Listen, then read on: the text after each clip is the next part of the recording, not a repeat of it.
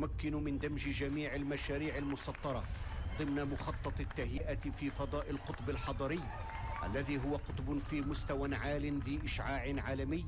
تكاملت فيه المبادرات الهادفة إلى تأهيل الجهة بأكملها بما يخدم تطلعاتها الاقتصادية والاجتماعية. تفخر الدار البيضاء اليوم بهذا المشروع الهام الذي يعد ثمرة شراكة مغربية فرنسية، وتعتز الدار البيضاء بهذا الإنجاز الكبير وهذا المشروع المهيكل الذي يشكل تنفيذه عنصرا محركا للمدينة يوفر دينامية حضرية جديدة لها، يسهل بشكل خاص الولوج للشركات والمحلات التجارية والمراكز السياحية والترفيهية والخدمات عبر وسيلة نقل سريعة فعالة وصديقة للبيئة. هو إذن ترامواي الدار البيضاء الذي يعتبر نموذجا حقيقيا لسياسة المدينة الشاملة من حيث تركيزه على إبراز المؤهلات السياحية والاقتصادية والاجتماعية، ومن حيث تنويعه من خلال نقل حضري نموذجي لمسالك الهيكلة والتأهيل، ومن حيث تعزيزه لمكانة الدار البيضاء كوجهة مساعدة لجلب مزيد من الاستثمار. ترامواي الدار البيضاء يرتقي بهذه المدينة إلى مصاف كبريات المدن والحواضر العالمية، ويهب هذه المدينة هوية عصرية ويجعلها تعتز بتراثها وبإرساء وترسيخ قيم التماسك الاجتماعي ما بين أطراف هذه الحاضرة والقلب النابض للمملكة السعيدة. ترامواي الدار البيضاء يندرج في إطار برنامج واسع لدعم العمليات ذات الوقع الكبير على التنمية البشرية المستدامة وعلى الاقتصادي والاجتماعي وعلى مسلسل التأهيل الحضري وعلى الأنشطة الموجهة للشرايين الهامة بالمدينة للرفع من إنتاجيتها ومردوديتها في انسجام تام مع المشروع التنموي الكبير الذي يطال كل المجالات والميادين في هذه الجهة. ومن هنا يتضح بشكل بارز عمق أبعاد التوجه الاقتصادي والاجتماعي والسياحي والخدماتي والاستثماري في هذا المشروع الذي يعطي انطلاقته اليوم جلالة الملك حفظه الله، والذي يعزز التصور الشمولي والرؤية الواضحة المعالم المحددة الأهداف التي تتطلع إلى تركيز إشعاع الحاضرة البيضاوية في مختلف المجالات وجعلها فاعلا ومرتكزا أساسيا في التنمية الشاملة من خلال هذا المشروع ومشاريع وأوراش متنوعة متعددة منجزة أو هي في طريق الإنجاز تنفتح على مراحل جديدة وآفاق واعدة من التحديث والتطور تعكس الإرادة الراسخة لجلالة الملك حفظه الله في الرقي بالعاصمة الاقتصادية إلى مصاف المدن العالمية الكبرى. كما يعد ترامواي الدار البيضاء تجسيدا لمسلسل الحداثة التي انخرط فيها المغرب وبنية تحتية ذات وقع سوسيو اقتصادي وبيئي قوي. هو اليوم نموذج لأوراش التهيئة والتأهيل يعود بالنفع العميم على الدار البيضاء، يقوي تنافسيتها وديناميتها، يروم تطوير العاصمة الاقتصادية في اتجاه التحول إلى تجمع حضري يوفر إطار عيش مثالي للساكنة، يعزز جاذبية الاستثمارات الأجنبية. هو إذن أكبر من مجرد مشروع للنقل العمومي، ذلك لأنه يحمل في طياته رؤية متكاملة مندمجة تواكب الانفتاح الذي تعرفه مجالات التنمية بالجهة. يعتبر ترامواي الدار البيضاء الثاني من نوعه على مستوى المملكة بعد ترامواي الرباط، يعتبر وسيلة نقل رفيقة للبيئة بديلا لوسائل النقل الملوثة، كما سيمكن من حل مشكلة النقل الحضري بمدينة الدار البيضاء. والدار البيضاء تسعى عبر تطوير الأوراش الكبرى لمشاريع التهيئة والتأهيل وبناء أقطاب تكنولوجية متقدمة وتعزيز اقتصاد الخدمات، تسعى إلى خلق فضاءات جديدة للتنمية تراهن عليها لخلق الرواج التنموي المنشود اقتصاديا واجتماعيا، والذي يتحقق اليوم بفضل التدابير التي يقودها جلالة الملك. نعم سيدي عزك الله. بمناسبة تدشين ترامواي مدينة الدار البيضاء يوشح صاحب الجلالة الملك محمد السادس نصره الله بأوسمة ملكية شريفة صدور بعض الأطور من شركة الدار البيضاء للنقل الذين ساهموا في إنجاز هذا المشروع. À l'occasion de l'inauguration de la mise en service du tramway de Casablanca, Sa Majesté le roi Mohamed VI, que Dieu l'assiste, procédera à la distinction de quelques cadres de la société Casa Transport ayant contribué d'une manière active à la réalisation de ce projet. Wissam al-Mukafa'a al-Wataniya min Darajat Dabit, officier de l'ordre du mérite national. السيد يوسف دريس المدير العام لشركة دار البيضاء للنقل. Monsieur Youssef Dress, directeur général de la société Casa Transport.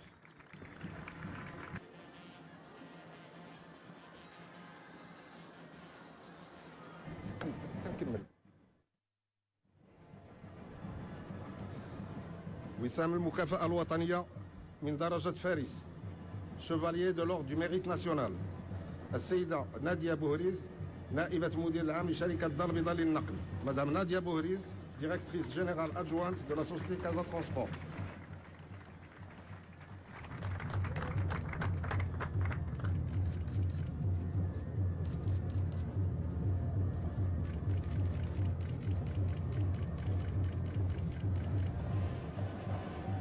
السيد هشام قرطاسي رئيس قسم البنايات التحتية بالشركة دار البيضاء للنقل. Monsieur هشام قرطاسي responsable du département infrastructure à la société Casa Transport.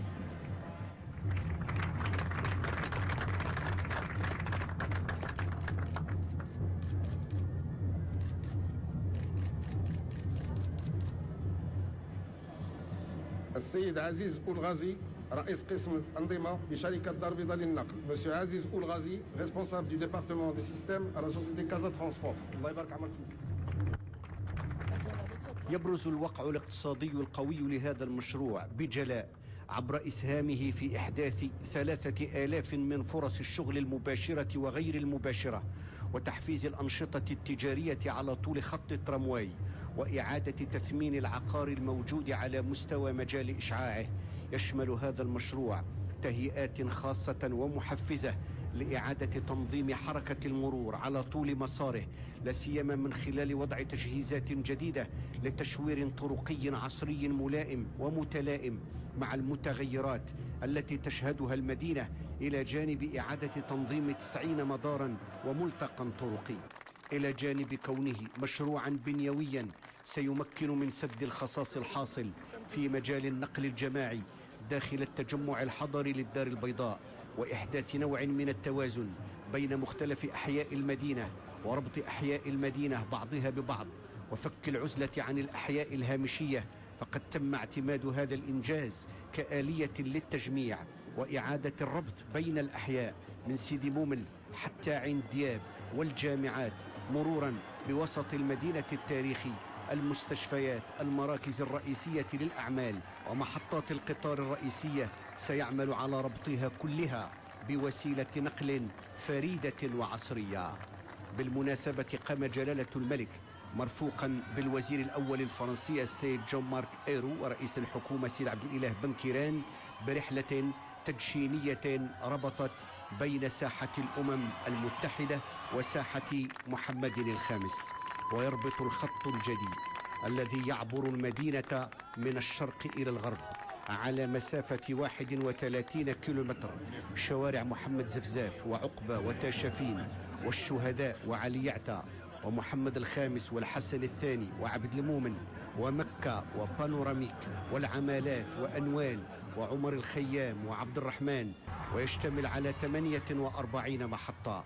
لم يكن اختيار مسار الترامواي الدار البيضاء اختيارا بالصدفة، بل هو يندرج ضمن مسلك استراتيجي يربط الأحياء المجاورة بوسط المدينة. تستضيفوا السيد حاج شعيب امين انت لا تعطينا التعريف ديالك. انت كان التعريف ديالك ودير نشوف هي امين بوشعيب. تاريخ امين بوشعيب. من مواليد القارة زيد سنة 1950. مستوى الدراسة ديالك كاتريان. سي أمين بوشعيب، بغيناك تعطينا كيفاش فكرتي باش تدخل الميدان السياسي. اذا السياسي انا الحرفه الاولى ديالي انا كنت مقاول، كان شاغل في هادشي ديال المقاوله ديال البني، وبنيت مشاريع ديال الدوله، وكنت داير مع الناس ديال الانتخابات، هادشي ديال الناس ديال السياسه ما جعلك تدخل الانتخابات وعطاك هاد الفكره باش دخلتي باش ترشح باش تدخل بديت تسيس، يعني دخلتي للسياسه من مقاول ديال الميناء الى السياسه. شكون هو اللي زعما واش انت راسك ولا شي صديق ديالك ولا شي واحد ديالي صديق من شي حزب جبد لك قال لك تشارك معنا تخارط معنا؟ هذا صديق ديالي كان الحاج عبد الحاج قويدر الله يرحمه، عبد السلام قويدر كان صديق ديالي، وكنا نخدموا ائتمانيا، وكنت نتعاطف مع حزب الاستقلال، وهو اللي جبدني باش دخلت لحزب الاستقلال. قال لي انت عندك شعبيه وعندك ناس وكيحبوك الناس وكدير الخير مع الناس ومع الجمعيات ومع هذاك، هو اللي دفعني باش دخلنا المسائل السياسيه.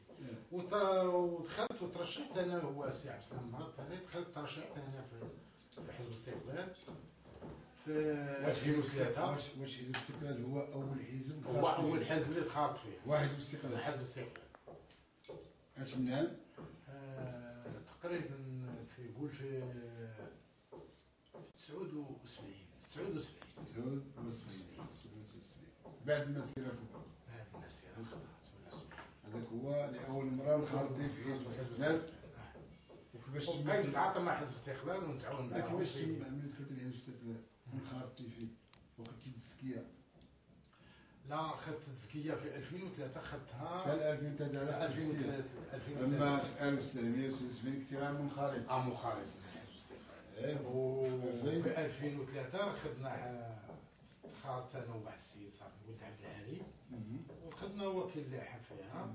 هو هو الوكيل لاحه، وانا درت دوزيام معاه، ونجحنا. دوزنا اربعه المناصب ديال اربعه الاخوه اللي دازوا في حزب الاستقلال. كوطه ديالو. وانا هذاك السيد داز هو المزاد في المدينه، وانا دازت المقاطعه.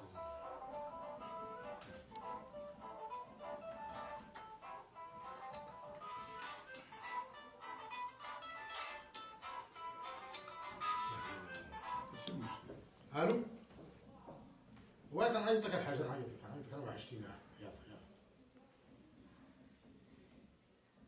ملي زدتو نتوما في الكوطه 4 ديال الاعضاء حزب الاستقلال.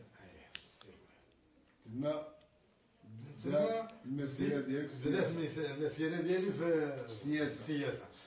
جات انتخابات ديال 2007. في 2007 ترشحت انا، خدت انا وكيل لاحه ديال البرنامج، ترشحت في البرنامج. ولكن اش من حزب؟ في حزب الاستقلال. حزب الاستقلال هذاك ولا هذاك تزكيه في 2007. 2007 ايه. وثانيا جات 2009 مليح من 2007 دوزنا فيها البرلمان، و2009 دوزنا فيها انتخابات جماعيه. ثاني بغا يعطوني الوكيل اللي حاول يدير لي نحطو معاك شي افراد. انا ما قبلتش، ديما انا تعطيني التزكيه ديالي ونتم على الناس اللي بغيت انا. خلق لي نقاش بيناتي وبينهم. مشيت للوحده والديمقراطيه، الحزب الرويني. اذا مشيتي الحزب الوحده والديمقراطيه. الوحده والديمقراطيه. اللي خارج من الحزب ديال حزب الاستقلال. فيطري. نشقوا على هذا الاستقلال. شقوا هذاك السيد خرج دار حزب راسو. ولكن شق راه كان حزب الاستقلال هو السابق. لا، كان حزب الاستقلال. هو كان حزب مشى دار الحزب راسو. كلهم شقوا. كل واحد نجحنا انا فيها ثاني في الوحده الديمقراطيه. دزت بها المقاطعه مزلت المدينه، وتلاحقت كنا داروا الكتله باش نتجمعوا. دزت البام باش دارنا دزنا الجهه. البام يلاه دزتو لها هذا شي عامين 3 سنين. الجهه كان دار الانتخابات ديال دزت بها الجهه. دزت انا مستشار، دزت الجهه. واش في تشرح؟ في البام، واللي ما تكش في البام عاود ثاني تكون مع العلاقه ثاني مشيت للحزب الحركه. دابا اخر الحزب ديالي هو الحركه الشعبيه. الحركه الشعبيه، انا في الحركه الشعبيه. الحركه الشعبيه. انا كاتب الفرع، كاتب الفرع ديال سي سيدي عثمان مولاي رشيد. كاتب الفرع هو انت؟ أربعة.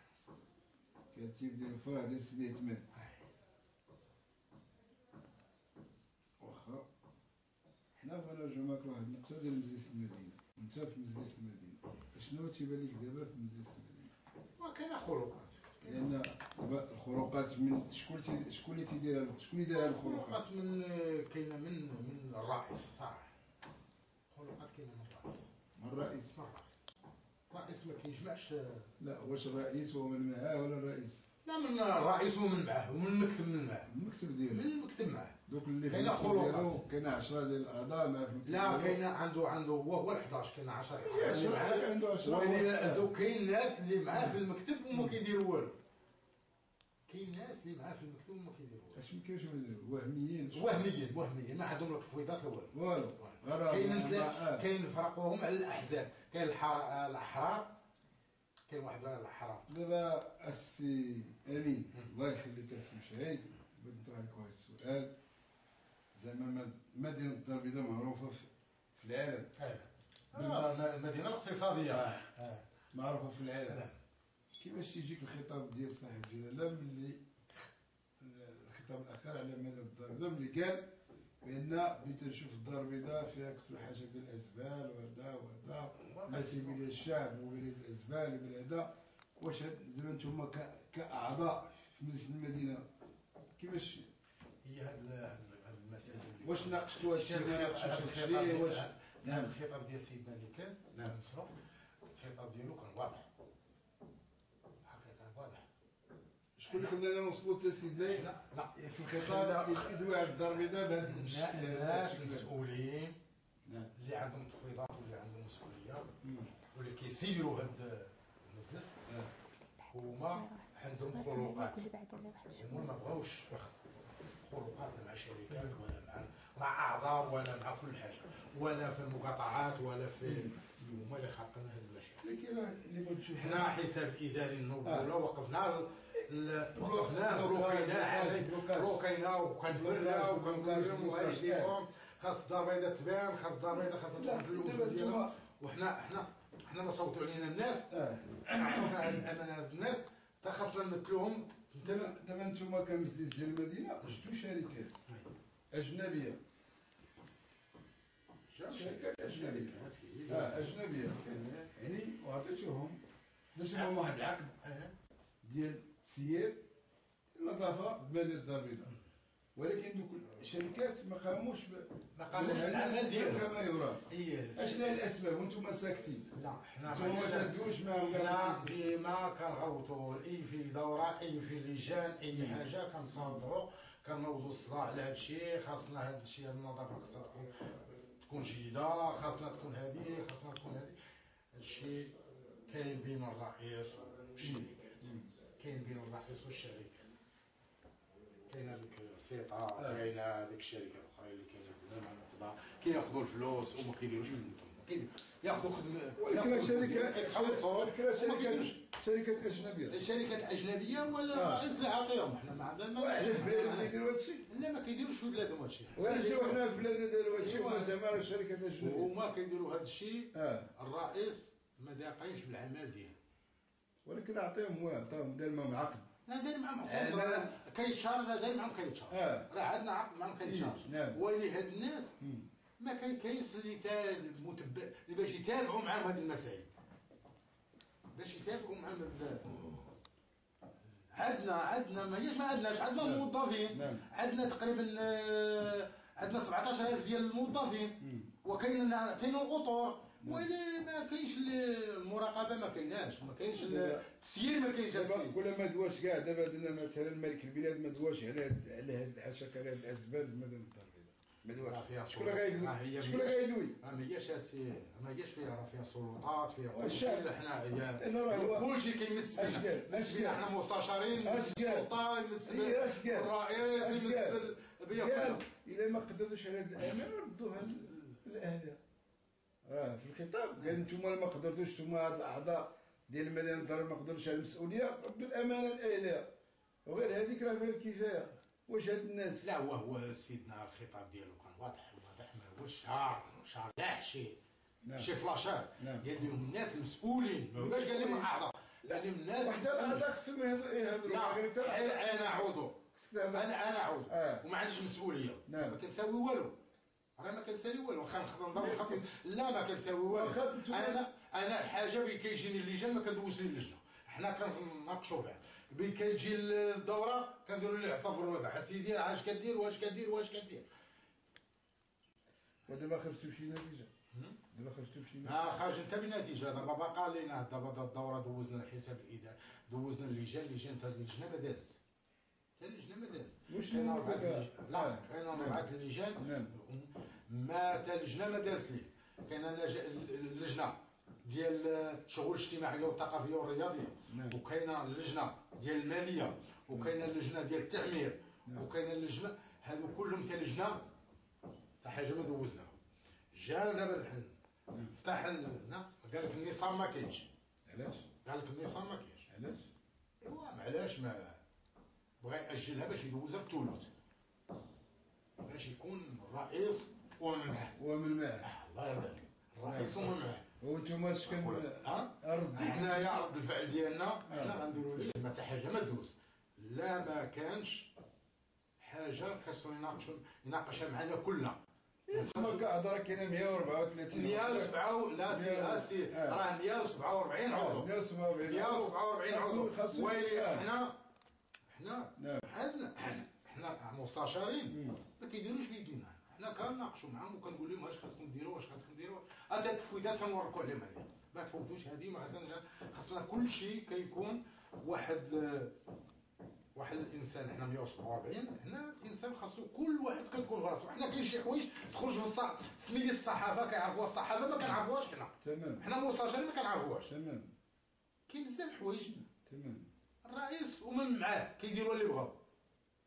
دابا واش خرجتوا بشي نتيجه في مجلس المدينه ولا لا سي حنا دابا حنا مستشارين ما خرجنا حتى بشي حاجه. دابا باقا دابا دركا اللجان غادي يبداو من هاد السيمانه الجايه، غادي يبداو اللجان وغادي نناقشوا في وقلنا لهم جيبوا لنا توضيحات وعطيونا الوثائق باش نطالعوا على هذا الشيء. نعم.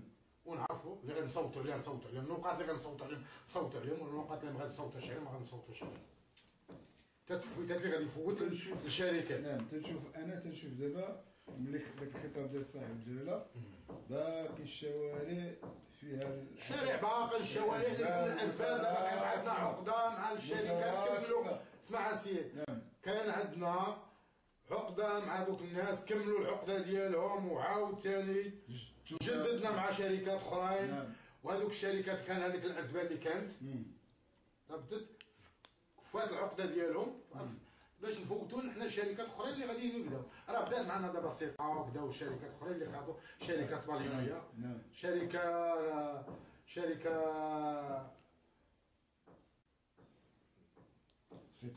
لا كاين شركه اسبانيه مغربيه هي مغربيه، لا هي اسلاميه لبنانيه، شركه لبنانيه وشركه فرنساويه. حنا اسبانيوليه. شركتين اخرين اللي كانوا من قبل مشاو، هذوك مشاو بحال دابا رجعوا للحركه، رجعوا للحركه الشعبيه، رجعوا ككتيب عام في سيدي عثمان، ورجعوا لك انت مثلا انت دابا كاتب العام ديال الفرع ديال سيدي عثمان ديال الحركه الشعبيه. كاتب محلي ديال سيدي. شحال انت في الحركه الشعبيه؟ الحركه الشعبيه دابا درك سيدي يقول شي واحد العام. باش نلتحق انت عام اللي كان ديك الساعه العنصر كان وزير الداخليه. انا التحقت في الفريق اللي فريق تلاحقوا شي 6 ولا 7 ناس التحقوا للحركه. مشينا معهم للحركه ولا واحد الفريق قوي كانت واحد 7 ولا 8 ناس، ولا عندهم تقريبا واحد 24. نعم. واحد 24 مستشار اللي التحقوا، جاو من الاتحاد الدستوري، جاو من الحركه، نعم. جاو من البان، كاين اللي جا من الاحرار، كاين اللي هذو كلهم، وكاين الناس كل اللي في جميل التحقوا من الاحزاب، نعم. التحقوا للحركه. كاع مشاو للحركه. دابا كانوا هما واحد الماتشين بين 9 و 10 ها. عاود هاد الاخرين ضموا، هذا ولا دابا راه شي 24 مستشار اللي طلع. دابا الحركه الشعبيه الامين العام ديالها هو العنصر سي محمد العنصر.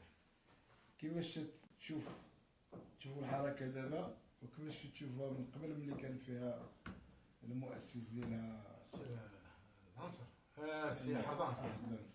سي حرضان هما كانوا شركاء، هو هاد الكتله اللي تكتلوا فيها كان حرضان، وكان عنصر، وكان إكن.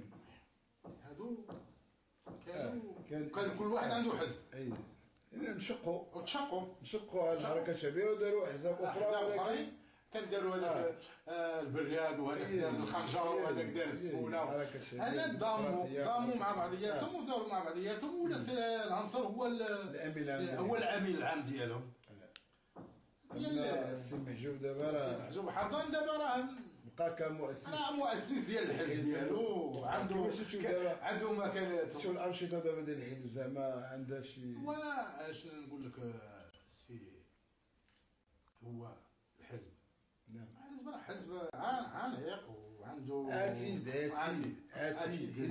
عنده واحد القوه، واحد القوه، وعنده واحد التاريخ، والناس ديال المقاومه القديمه اللي كتحرك البلاد الى اخره. ايوا، ولي حنا الحزب راه ماشي حزب عميق ديالهم، وعنده جذور ديالو، وعنده مؤسسين ديالو، عنده مؤسسين ديالو حقاق. نعم، هذا هو وفرض الوجود ديالو، المكان ديالو الى اخره ما بين الاحزاب. ودابا انت فكرتي دابا واش تبقى مع الحزب؟ لا، انا باقي مع الحزب. انا دابا عندي مسؤوليه ديال الحزب، عندي كاتب فرحنا، وعندي كنسير الناس هنايا، راه ما شيء الانسان. وثامن تما هذه حنا ما عرفناش نقول اصابه، ها ما عرفناش نقول اصابه، ما ولا مثلنا حنا راه يجيو ناس اخرين. كيفاش تبان لك الانتخابات القادمه؟ كيفاش غتكون؟ وهي ما تقيمكم لها الانتخابات القادمه غادي يكون فيها باقا الوجود ديالها ما خرجاش، التوضيح ديالها ما كاين. الناس كيقولوا كل حاجه باقا الاشارات كاينين، وعلم شنو غادي يكون فيها. باقا ما عطاوناش عليها التاريخ ديالها، متى غادي تكون انتخابات وشنو غادي يكون فيها. الناس كيقولوا راه غادي تكون اقليميه، والناس كيقول لك راه غادي تكون هي. ما عندش اللي الهضره اللي كتروج. انا ما نقدرش نعطيك شي تصحيح ديال هادشي. ما يمكنش تكون فرديه. ما غاديش تكون فرديه، ما يمكنش. ما عمرها ترجع تكون فرديه. نعم، عمرها ما ترجع، وعمرها ما غادي تكون اللائحه. دائما اللائحه. واللائحه غادي تكون قلصه، ما غاديش يكون بداك الشيء العدد اللي كان فيها. حتى نزلت المدينه كيقولوا غادي تكون فيها بين 80 وتحت. الاعضاء اللي غادي يطلعوا بحال اللائحه. حنا دايزين في سيدي عثمان، حنا كنا 27 في اللائحه الاولى. دابا طلعنا لهذه الانتخابات جايه 29. دابا حنا دايزين 10 للمدينه ديال سيدي عثمان. واش بمسك سيدي عثمان ولا سيدي عثمان؟ لا، بمسك سيدي عثمان. لا، مولاي رشيد سيدي عثمان. مولاي رشيد سيدي عثمان. مولاي رشيد وحده، مقاطعه ديال مولاي رشيد وحدها دايزه فيها 27. دايزه 27، وحنا في سيدي عثمان دايزه 29. هما طالعين عندهم ثم 8، وحنا طالعين عندنا 10. بغيت نسولك واحد السؤال. حتى كيفاش تشوفوا نتوما دابا هاد الملك العمومي؟ الملك العمومي اللي هو دابا يعني في الورنوصيف بعد الاحياء بداو الناس يعني السلطه المحليه يعني تتهدم هذاك الناس اللي بانين فوق الملك العمومي. لا، حنا دابا ماهياش من نقول لك الانسان البرنوسي، خلقوه في البرنوسي شي حوايج اللي كانوا دوك مال القهاوي اللي كاين اللي مرخصن ليه بين واحد العدد ديال المتروات، وكاين الناس ديال مال القهاوي، دوك الناس اللي مال القهاوي كيزيدوا اكثر من داك العدد. ولكن وكاين الناس اللي مرخصين لهم راهم حيدوا. لا اللي مرخصن ليه وحيدوا ليه هذاك الملك العمومي ديال الجميع، ما هياش نحيدوا واحد الباساج الانسان اللي بغى يدوز وبغى يدوز ونحبسوه هنا. ولكن انت وثاني السلطات داخله في هذه المسائل. علاش ملي كان بن هيمه كان والي ديال المال الدار البيضاء هو اللي قام بهذا الشيء. ايوا وملي بن هيمه هدم كاع جميع اللي تتواجد فوق الملك العمومي، تفاجئنا عاوتاني الناس عاود بناو. شكون اللي خلاهم بناو عاوتاني؟ دابا قالوا غادي يريبوا لكم. ما فهمناش دابا كيفاش يخلوهم تيبنيو تيريبوهم وعاد غادي يبنيو وغادي شنو هي كاينه كيفاش يبان لك هادشي؟ هي كاينه هذا الشيء كيكون فيه دابا انا جيتي عطيتك واحد الرخصه ولا عطيتك على القهوه لداخل وكنرخص لك واحد المتراج اللي قدام. الا كان عندك اتساع بينك وبين التطوار تمام، اذا كانت عندك واحد 20 متر بينك وبين التطوار كنرخص لك انا من واحد 10 ولا 15. تمام، الاخر كنخليو باساج. حنا المغاربه ما كنقنعوش، حنا المغاربه البيروقراطيه هذه كتعرف المغاربه الله يهديك. السلطه المحليه السلطه المحليه تيبنيو تتشوفهم تيبنيو خلاتهم بناو. هو السلطه المحليه الاسباب ها جا الكلام اش التلعوات ما فهمتش انا. هي السلطه المحليه هي ما عندهاش الترخيص. لا الترخيص كيجي من الجماعه. وكاين الناس هو اسمع لي نعم استاذ، الترخيص كيجي عندنا حنا من الجماعه. كاين اللي عنده الترخيص السلطه المحليه وهي الوصيه. وصيه متفق معك. الوصيه ما هيش اللي كتريب، راه حنا الجماعه. شكون تيريب؟ لا حنا الجماعه كنكتبوا السلطه، حنا الجماعه كنكتبوا السلطه. كنكتبوا هذا السيد راه فات الحدود ديالو. السلطه عندها حق تدخل. واش يبان لك دابا الدار البيضاء زعما مستقبلا كيفاش غتولي مستقبلا؟ مستقبل الخطاب ديال سيدنا غادا تكون منوره الدار البيضاء. شكون اللي يضمن لنا هادشي؟ لا غادي يضمنها الملك، ما سيدنا الله ينصر. سيدنا الله ينصر الله. سيدنا مسالي الدار البيضاء. لا الملك لا الملك شوف الخطاب ديال سيدنا انتوما اللي مسؤولين عن الدار البيضاء. قولوا لنا اش غادي ديروا انتوما. السي علي شوف الخطاب ديال سيدنا. لا الخطاب ديال سيدنا كان واضح. الخطاب ديال سيدنا اللي ما بغاش يخدم هاد البلاد ويمشي بحالاتو. اللي ما بغاش يخدم هذه البلاد ويخدم المواطن ديالو واش دابا شي ناس ما بغاوش يخدموا ما بغاوش يمشيو بحالاتهم؟ ما بغاوش يخدموا ما بغاوش يمشيو بحالاتهم. ما فهمتش. ما بغاوش يخدموا ما بغاوش يمشيو بحالاتهم. خاصهم يجيب لا جيب حسابات. نعم راه كاين الناس راه باش نوالو حنا دابا حنا كصحفيين كجريده تبين لكم الخطوات ديالكم وشنو الخروقات وشنو ما شفنا حتى واحد. باقي دوك الناس هما دوك الناس ما حيد فيهم حتى واحد. هو هذوك الناس اللي باقين هذوك اسيدي الا كانوا داروا خروقات خصهم يتحاسبوا اسيدي. شكون اللي يحاسب؟ شكون غيحاسب؟ كاين اللي يحاسبهم. ولا غنحاسبهم انا؟ لا راه حسب السلطه. ما جا حتى واحد. راه كاين عليهم ما جا حتى واحد. مش حتى واحد تيحاسب فيهم. ما حاسب حتى واحد. لا سيدي ولا كتبوا بيهم راه كتجيهم. راه دابا الخطاب ديال سيدنا راه غادي يتراقبوا كلهم باش كيزيد. شاف الخطاب اللي جاي هذا الخطاب اللي ديال سيدنا كاين زياده اكثر من هادشي. دابا كلشي ولا مخلوع. الافاق ديال المال الدار البيضاء مثلا دابا هذا النفاق اللي كاين 15 16 كيفاش تشوف انت؟ لا اصلاحات كيفاش غتشوف الدار البيضاء؟ كاين السيد تتمنى كيفاش تكون الدار البيضاء؟ لا الدار البيضاء غادا تدريجيا. انا نقول لك السيد هذا تدريجيا. الدار البيضاء غادا الاصلاح كبير. ما بغاش نشرب الكذب والله. شوف ذاك النفاق خصو ليه شي غلاف مالي باش غادي تصلح. كاين خصو ليه شي غلاف مالي باش تصلح الدار البيضاء. شوف هذاك النفاق اللي خارج من جهه محكمه الاستئناف وخارج المقاومه شارع المقاومه. شوف هذاك النفاق شحال يطلع بالنير. والنفاق الاخر اللي درنا بين باشكو هذيك القنطره اللي خارج من جهه باشكو سميتو هذاك الشارع غاندي اللي خارج من شارع غاندي هذاك شوف شحال غادي يطلع. ترومواي راه كتشوف المصالح ديال الطوم والطروماي اللي جاي الوزيز ولا شوف الشارع ثاني ديال الطروماي هاد المسائل اللي جايه ثاني ديال الكراج علال وديال الكراج علال كاينه اصلاحات في الدار البيضاء راه كاينه جايه زعما الدار البيضاء غتكون ان شاء الله غادا تكون ان شاء الله في المستقبل غادا تكون كما بغى جلاله الملك محمد السادس نصر الله وعيده انت تميقن تكون لا غادا تكون ان شاء الله واش باجتهادات ديالكم لا باجتهادات ديالنا واجتهادات ديال تاع السلطان ما نكذبوش على الله تاع السلطان تاع الوالي ولا يكون في يديهم وغادي تكون ان شاء الله هذاك الشيء ان شاء الله به سي امين مشعيب تنتمنوا لك التوفيق والنجاح. الله يبارك فيك. والسلام عليكم ورحمه الله وبركاته. لنا عندك واحد المدينة يساهم هذا المسار الثنائي التفرع في ربط أفضل للمجال وإنعاش قلب مدينة الدار البيضاء ومناطق الرواج التجاري، ويسهل الترابط مع وسائل النقل الحضرية الأخرى وضخ أنشطة جديدة إلى الأحياء المجاورة. خط للنقل مندمج متكامل متطور يعد أحد المكونات الرئيسية لبرنامج التنمية الحضرية للدار البيضاء.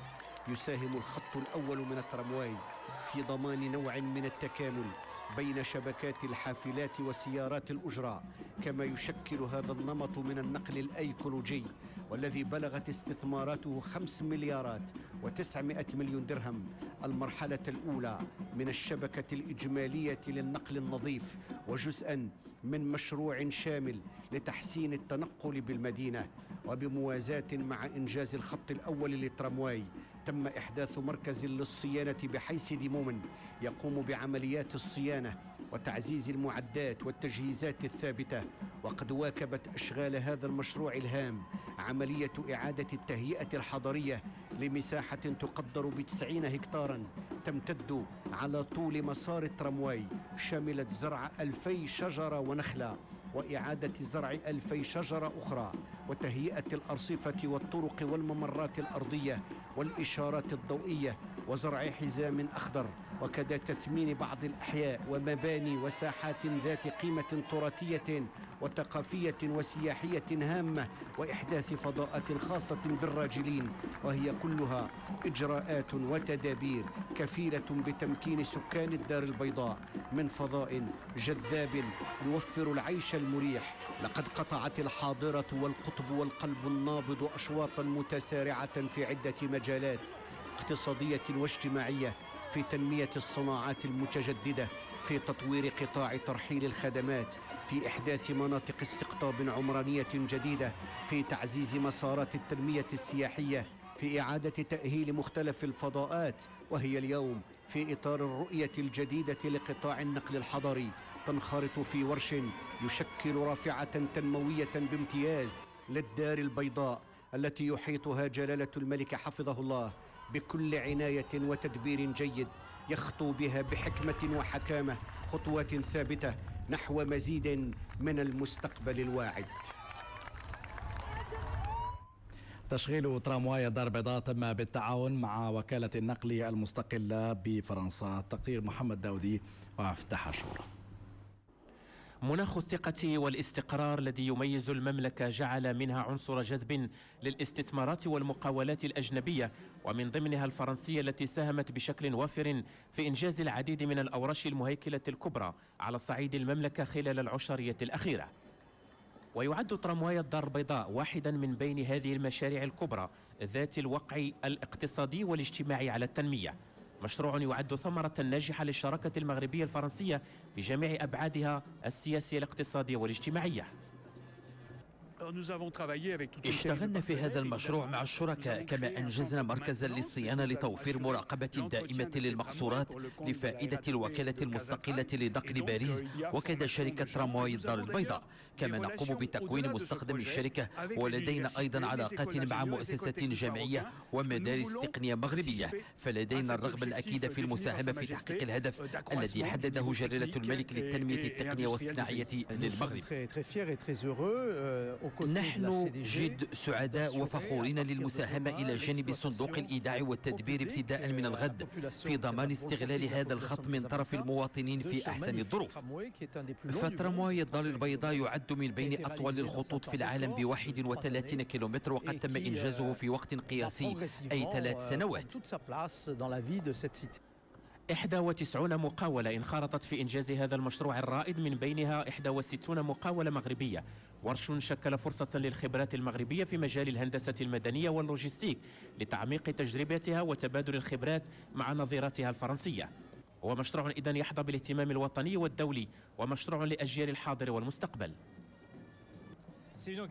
إنها مناسبة لنقل التجربة 20 سنة بفرنسا إلى المغرب في مجال النقل من دون حوادث، وبمميزات عصرية وأنظمة تكنولوجية ذات جودة فائقة.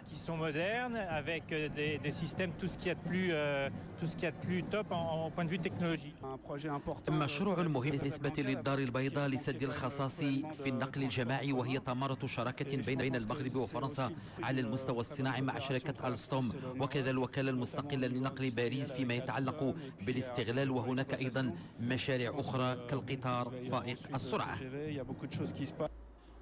شراكة مغربية فرنسية استثنائية في خدمة تنافسية مشتركة، وحضور مكثف لرجال الأعمال والإعلام الفرنسيين حفل التدشين يعد علامة مميزة على الثقة في مؤهلات الاقتصاد المغربي والرغبة في توسيع الشراكة في مجالات النقل والسيارات والفلاحة والطاقات المتجددة.